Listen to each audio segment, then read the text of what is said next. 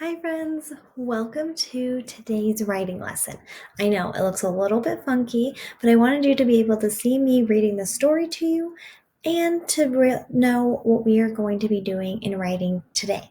So today we are going to start a new unit in writing that we've actually already done before.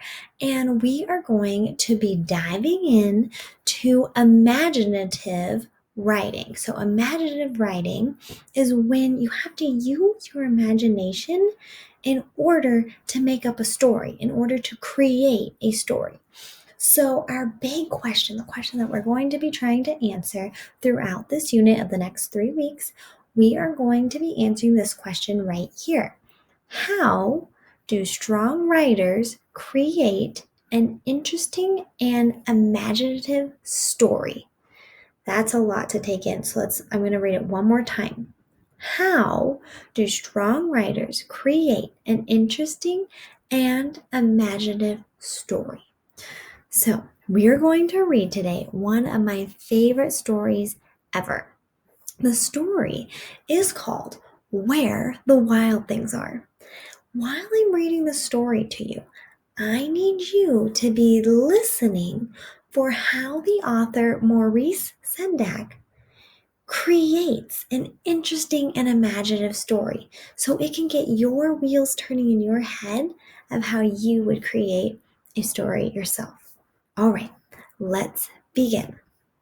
Where the Wild Things Are by Maurice Sendak.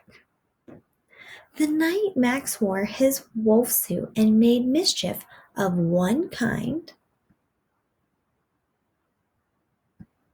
and another, his mother called him Wild Thing, and Max said, "I'll eat you up." So he was sent to bed without eating anything.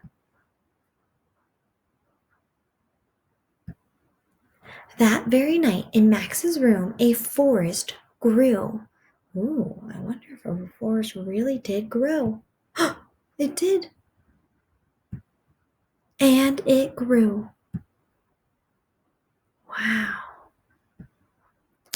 And grew until his ceiling hung with vines and the walls became the world all around.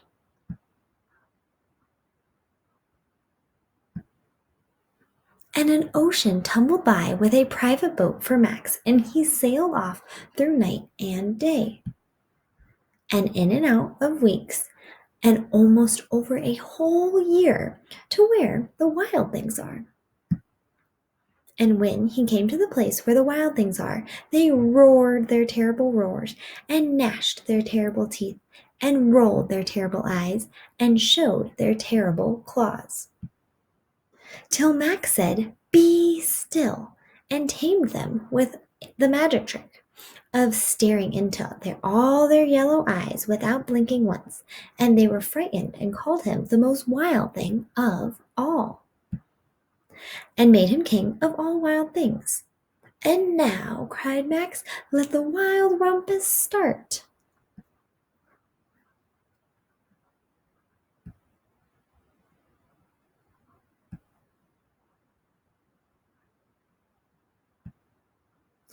"Now stop," Max said, and sent the wild things off to bed without their supper. And Max, the king of all things wild, was lonely, and wanted to be where someone loved him best of all. Then, all around from far away across the world, he smelled good things to eat. So he gave up being the king of where the wild things are. But the wild things cried, "Oh, please don't go. We'll eat you up. We love you so." And Max said, "No." The wild things roared their terrible roars, "Rawr!" and gnashed their terrible teeth, and rolled their terrible eyes, and showed their terrible claws. But Max stepped into his private boat and waved goodbye, and sailed back over a year, and in and out of weeks, and through a day, and into the night of his very own room, where he found his supper waiting for him.